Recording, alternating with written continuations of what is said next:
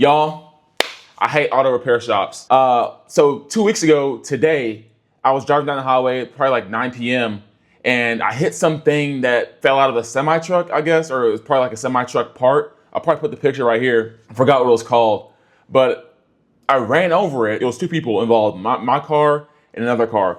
I see sparks flying from the first car, and I'm like, oh shoot. And I see something come from under their car. It was like built like a gallon of milk. And so that's what I thought it was. And like, it's kind of like what the size was. And I tried to swerve away from it, and I ran over it too. I hear like some clunking underneath my car. I pull over to the side and see a huge trail of oil, right? And I'm just like, oh yeah, I gotta take this to the mechanic, whatever. Call a tow truck. They tow it to a mechanic that's nearby. Next morning, I call my insurance.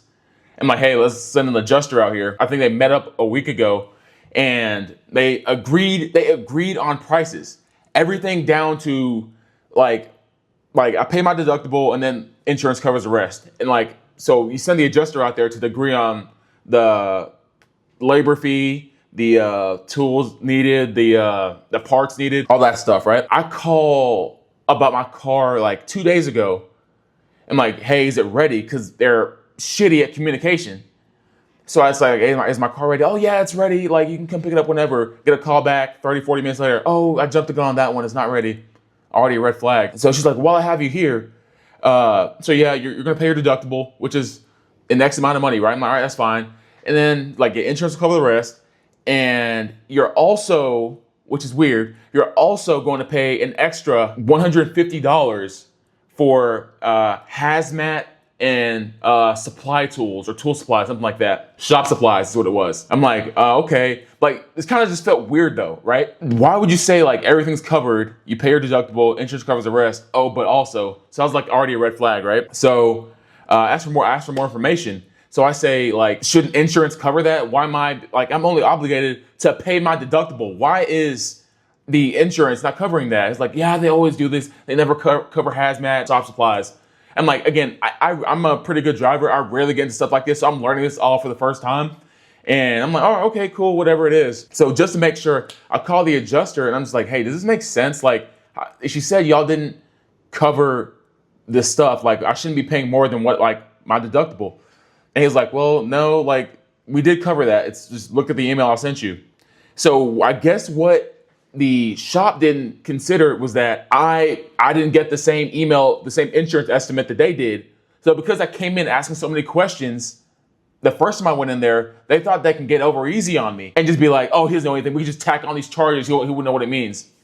But I'm always going to ask, like, I'm cheap as fuck. I mean, I don't care. Like, I'm going to find a way to pay less, especially if the adjuster telling me, like, all you're paying. If the adjuster from my insurance, Geico, is saying, like, hey, the only thing you're paying is $1,000, I'm only paying $1,000. So when she said, $150 at the end of that call, I'm like, oh, yeah, that's a red flag. Or like I said, call the adjuster. He's like, yeah, that's not right. We covered that.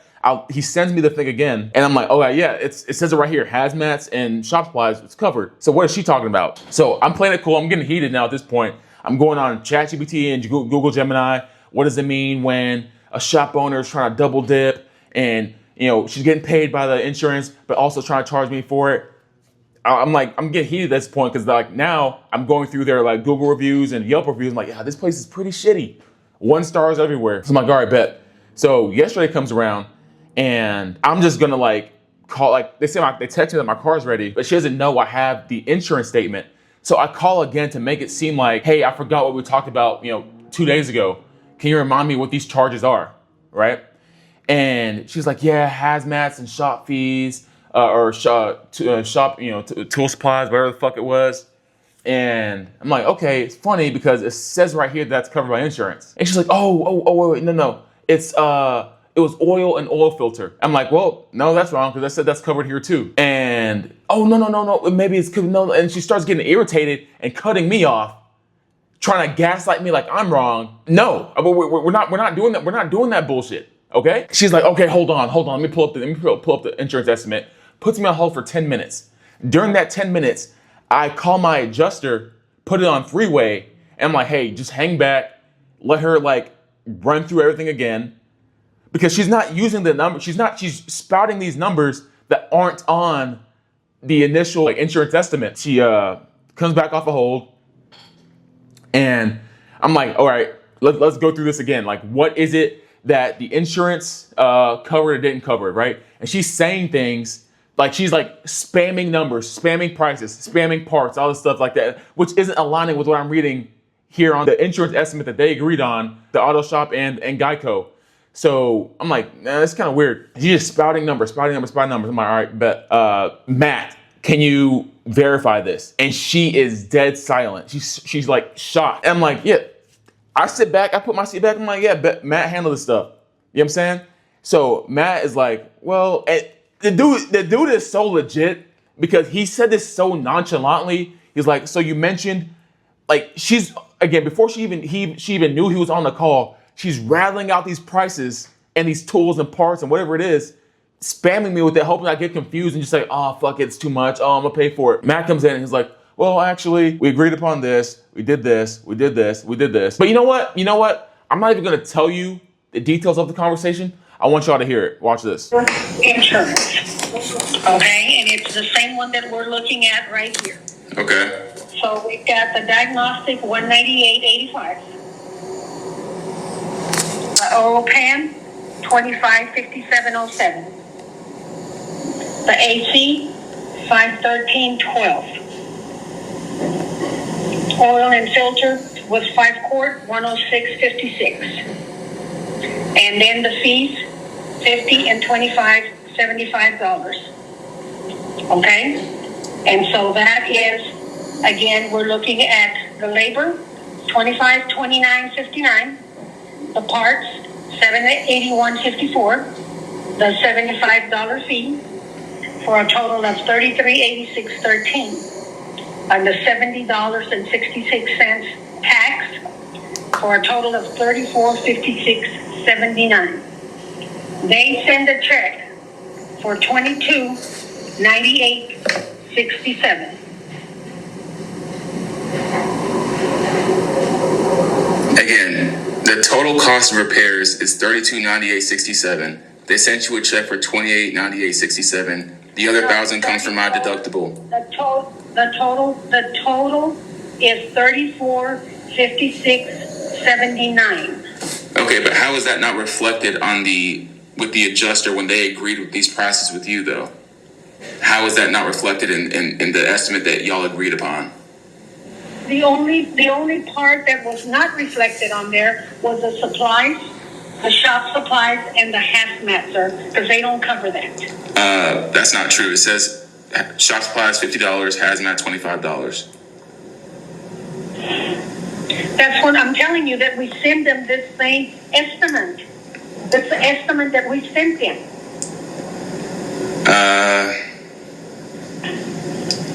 If you sent them that estimate, why are you charging me for it?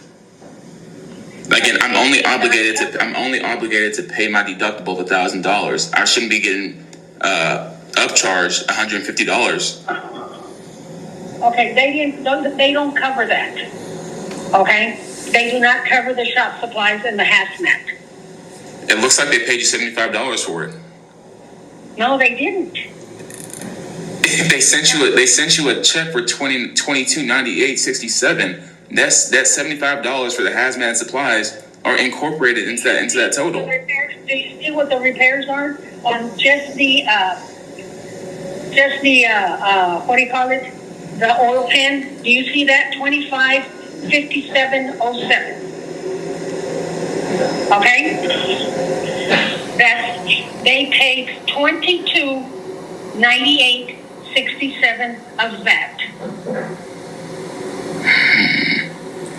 Hey, Matt, are you there, man?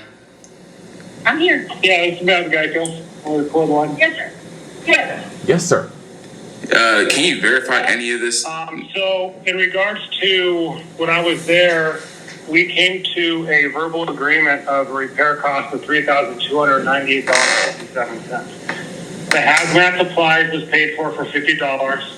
Shop supplies was paid for $50. That's line 17 on the estimate that I emailed you. Hazmat 25, line 18, that was paid for. Oil change for the oil, 106.56, that was paid for. The oil pan and oil filter are on there. As I mentioned, along with that suspension cross member that I added, those are alternate parts on there. And I said I'd email you where I found those parts, and they're on the estimate, so you can order those parts instead of going OE, so it can be more cost effective. Okay. Those parts came from, the oil pan was from AutoZone.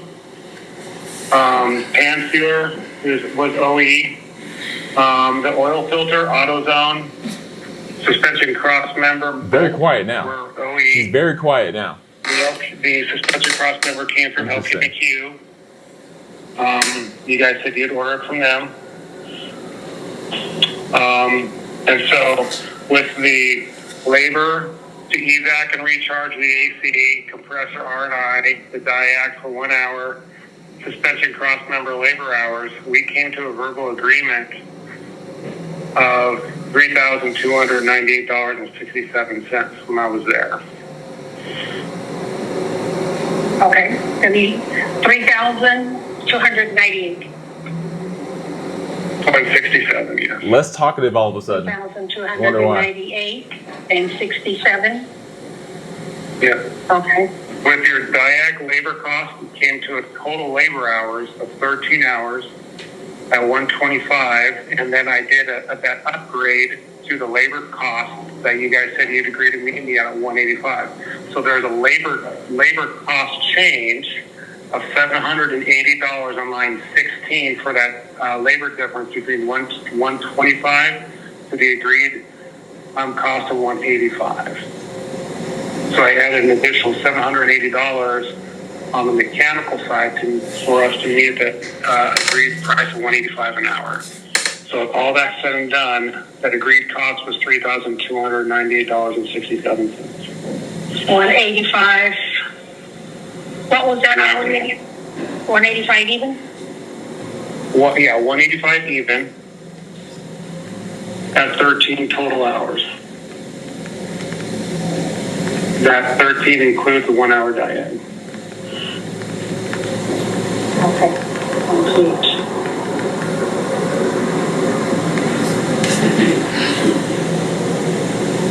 One hour diet. Okay.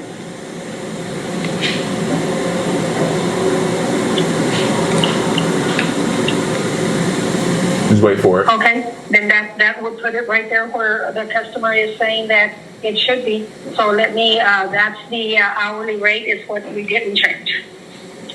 That's what wasn't changed. So I'm sure that's probably where the difference is there. Okay, let me update this and I will send it to you, okay? Yes, ma'am. Okay, give me just a few minutes and I will send it your way. Awesome. Okay. All right, thank you. So all of a sudden, when the big dogs come in from Geico, oh, that's probably where the issue was. Oh, the customer's right all of a sudden. It looks like the customer was right. Meanwhile, telling him, yes, sir, being respectful, not cutting him off, not bombarding him with numbers because they agreed upon those numbers. That's what mechanic shops or auto repair shops do. They count on you not knowing shit and spamming shit just so you don't understand what's going on and you have no choice but to fucking pay the money. Everything was covered. But when you call the adjuster who has the numbers in front of them, who actually spoke with you and verifies everything, all of a sudden, oh, that's probably where the numbers came. The number came wrong. I'm like, bro, you know what? I'm gonna give you the benefit of the doubt. Let's say you messed up, whatever it is, and you just didn't you messed up with the hours or whatever it was, whatever he said the reason was. Why is somebody in that position who doesn't know how to read an insurance estimate there in the first place? And honestly, I know that's not the case because how do you go from, oh, it was the hazmat and shop supplies to oil and oil filter to all of a sudden, oh, it's a labor cost. That's probably where the issue comes from. Why didn't you double check that? And why are you just trying to charge me for it instead of charging the insurance? Because guess what? They agreed upon that price because they wanted to charge more. And they agreed on that price with the insurance. They can't get more money out of the insurance, so they want to charge me. Me.